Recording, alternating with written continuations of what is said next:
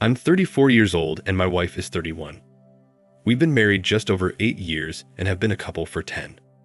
Overall, I describe our marriage as being very satisfying and totally fulfilling in every way. We loved spending time together. Our physical chemistry was great, and we were each other's best friend.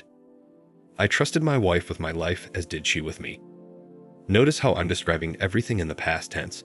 You'll see why later. By choice, we hadn't started a family yet because we wanted to enjoy our lives a while and to save up for a down payment on a nice home. We bought the house last year, and this year we plan to start our family. However, that's not going to happen now. I have a good job and earn a good income while my wife works as an elementary school teacher. She is very good at her job, and her students and their parents love her. Keep in mind everything I've told you thus far when I tell you what happened next. On a particular Tuesday, I got a call from a woman who asked that I call her right away as she had important information to share with me. I didn't recognize the name and thought it was a scam of sort, so I deleted the message. Normally, when I get these calls, I also block the number, but forgot to do so this time. Later in the day, I got another call from the same number and let it go to voicemail.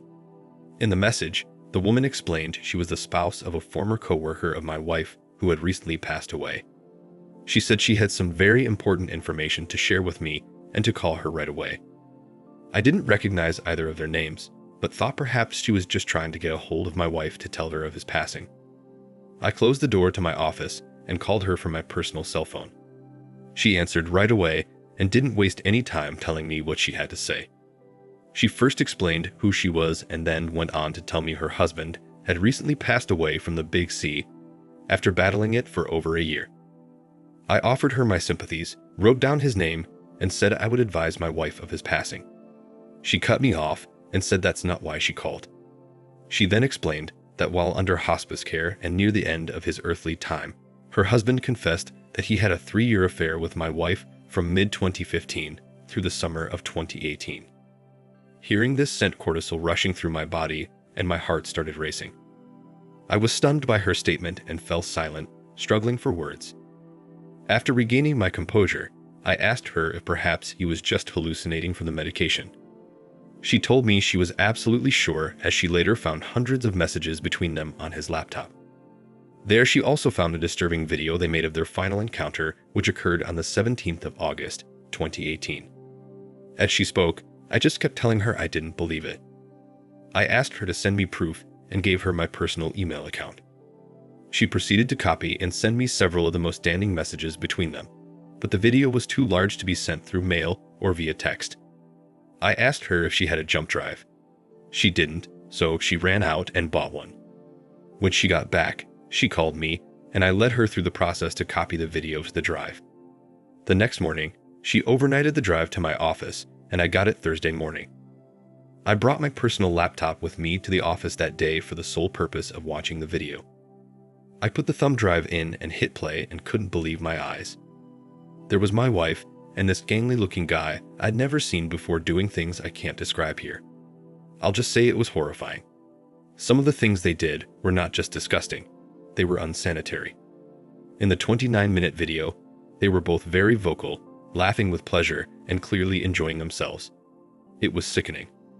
When I first hit play, I'll admit I immediately started crying and became nauseated, but after watching for a while, my sadness turned to madness, anger, and absolute rage. I felt like I wanted to break something or someone.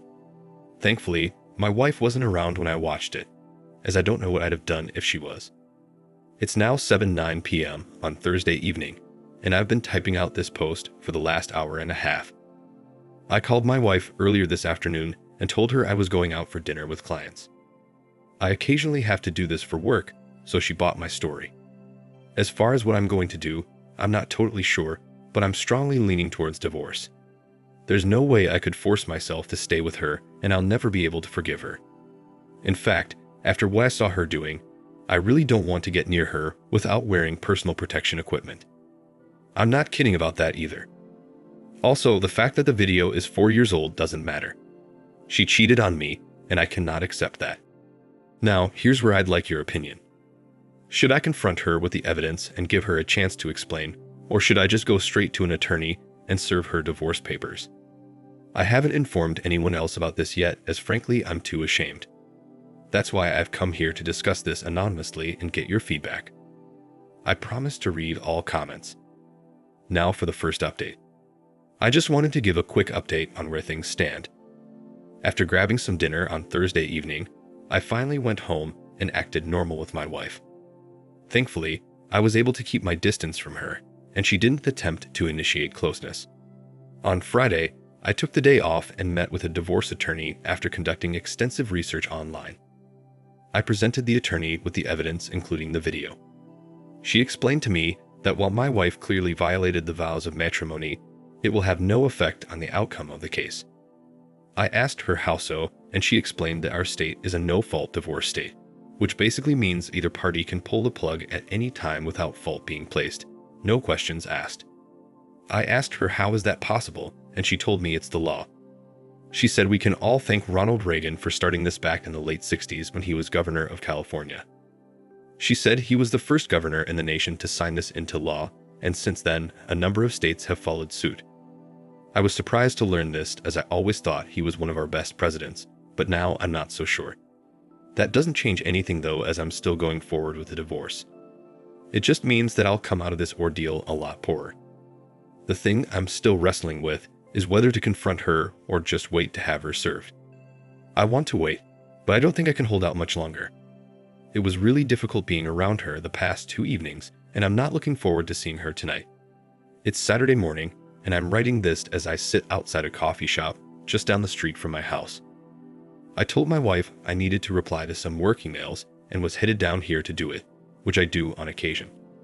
Thankfully, she didn't ask to come with me, but she's already texted me a couple times asking when I was coming home. I think she may sense something is up with me. That's all I've got to report for now. Thanks for all the advice and recommendations. It's been comforting reading all your stories and hearing what you have to say. Now for the second update. Greetings. I've come back to give a quick update on my situation. It's Sunday morning, and I'm again sitting outside a coffee shop typing a post. But this time, I'm 20 miles away from my home. I ended up snapping a week ago and confronting my wife about her affair. I did it last Sunday morning after not being able to restrain myself for another minute. I made it through Saturday, but that's because we went to the museum and out to dinner with another couple, so I didn't have to spend much time alone with her. That night, we were both exhausted from the day, so she didn't attempt any sort of closeness. The next morning, when we were in the kitchen and she was making coffee, I just decided to confront her. I probably shouldn't have done it then, as I was cranky and full of anger, but I went for it. I asked her if she knew so-and-so, her AP. Hearing his name, she turned and looked at me with a look of surprise on her face.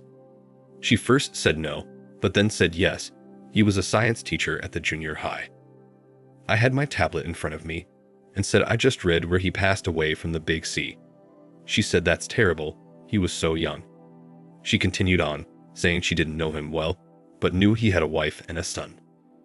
I let it go for a while and watched her after she sat down and served me coffee.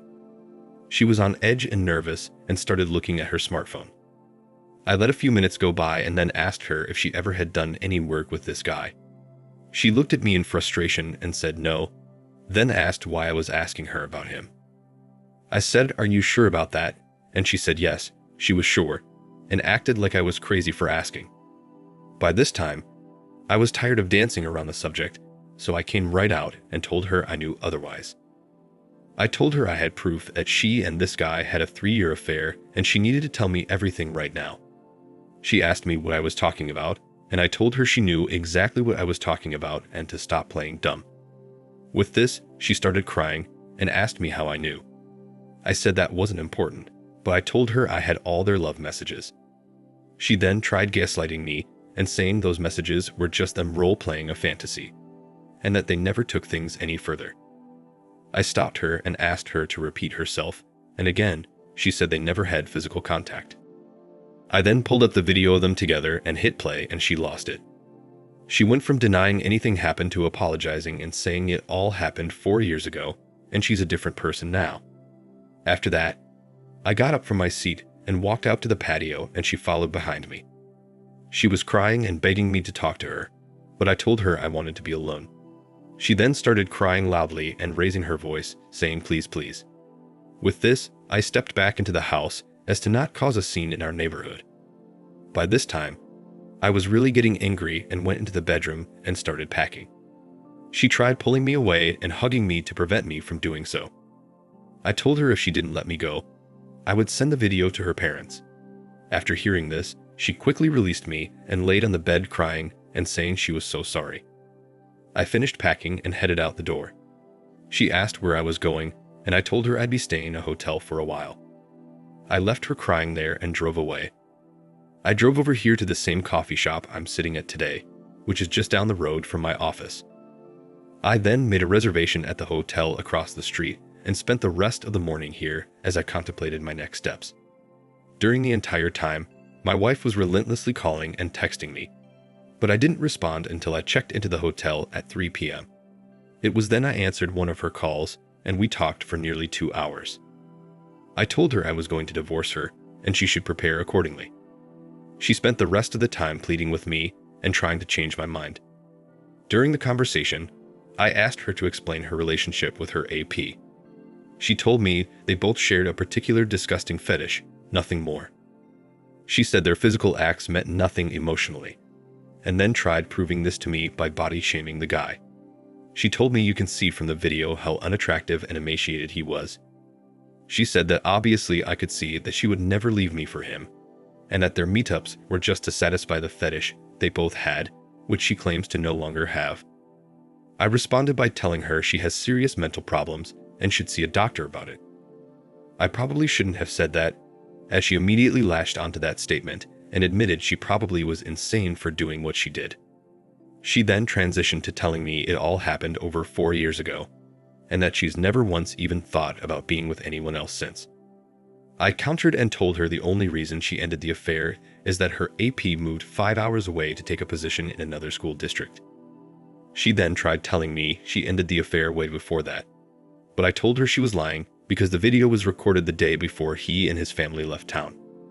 She didn't have a response to that, and right there, I knew my wife was not only a cheater, but a habitual liar. On Monday of this past week, I met with my attorney to let her know what transpired over the weekend and to advise her I wanted to expedite the divorce process. She said she would make it happen, then recommended I cease all contact with my wife and have all future communications go through her. She also told me confronting her without witnesses was very risky and to never do that again. She explained she's had multiple cases where husbands have been falsely accused in these situations. I heeded her advice and told her I'd abide by this going forward. So that's where things stand right now. Everything has happened so fast I haven't had a chance to mourn the loss of my marriage, and I don't feel too bad right now, but I know it will eventually hit me. Now for the third update. After I gave my attorney the approval to expedite the divorce, I told my family, and they were shocked and disappointed in my wife. Their main concern was that I was all right and taking care of myself. I assured them I was, but even so, they made arrangements to travel down to spend a few days with me the following week. The next day, I got a call from my mother-in-law. She apologized to me for her daughter's behavior and asked if there was any chance I'd reconsider or at least think things through before divorcing her. I told her I already had, and now all I want is an amicable divorce so that we both can move on with our lives. She said she understood my position, and we ended the call on good terms. The following week, my parents arrived in town on Thursday and got a room at the hotel where I was staying. I took Thursday and Friday off to spend time with them, and we had a good time sightseeing during the day and going out to dinner at night. On Saturday morning, my mom said that my mother-in-law called her last night, and she and my father-in-law wanted to meet my mom and dad for lunch. I didn't have a problem with this as our parents had become friendly since we got married. They're not super close, but they are friendly and stay in touch on a regular basis. I told them that was fine, and they met up at a nearby restaurant. While there, my mom called me and said my in-laws would like to see me. I told them to come over to the hotel, and we could meet out on the back deck by the pool. We met, and it was nice seeing them. My in-laws were not pushy at all, and were just very apologetic and concerned for my well-being. We had a nice visit, and they really didn't try convincing me to stay with their daughter until the very end of our meeting. It was then when my mother-in-law asked if there was any way I could forgive her and stay married, and I told her unfortunately there wasn't. She said okay, I'll drop it, but said she had to at least try. I told her I understood. We all hugged, said our goodbyes, and they left. That was it. I now just have to wait for the hearing to be scheduled so I can get this all over with and move on with my life. Now for the final update. I thought since our state had no-fault divorce laws, the process would go quickly, but it didn't. I had to wait almost 9 months for the hearing. I also thought no-fault divorce laws mean both parties just split things equally and walk away, but I was wrong there too. Even though I was the one who paid 70% of the bills and contributed 85% of the assets, I still was required to pay alimony. Instead of paying alimony for 4 years, my attorney negotiated an additional lump sum payment of $29,000 that was paid to my ex-wife after we sold our house. How is this even fair? My attorney said that I could have claimed the assets I owned prior to marriage. However, I made the mistake of adding my wife as a joint owner on the accounts right after we got married, so they too were split 50-50. That's all water under the bridge now, and there's nothing I can do about it. I'm just glad it's all over and I'm a free man. Now for my ex-wife. She and I remained on civil terms throughout the process, although she constantly kept asking me for a second chance right up to the divorce, and has continued to do so for weeks after. She says she's infatuated with me and will never give up trying. She's not been a pest, but every couple of weeks she sends me a text reminding me she's still thinking about me, and if I ever change my mind, she'll always be available. The craziest thing she did was last week. She texted me and asked if I'd be willing to have a child with her. I told her no, we're divorced. She then asked if I would be a donor so that she could have my child that way. I told her no, that's not going to happen, and that if she wants a child, she should pursue another relationship or look for a donor. She said she doesn't want another man, and if I will not father her child, she will not have children. That text conversation was disturbing, and I hope she has come to her senses. While I do care about her well-being, I think I'm going to have to stop communicating with her. The next time she texts me, I will tell her in a firm but delicate way. In the meantime, I'm going to call her parents and let them know what she's been up to, so hopefully they can intervene and put an end to it in a subtle way. Well, that's all, folks. I've lost half my net worth, but at least I'm a free man. Thank you for watching. Like, comment, and subscribe if you enjoyed the video. Until next time, I'll see you again. Take care.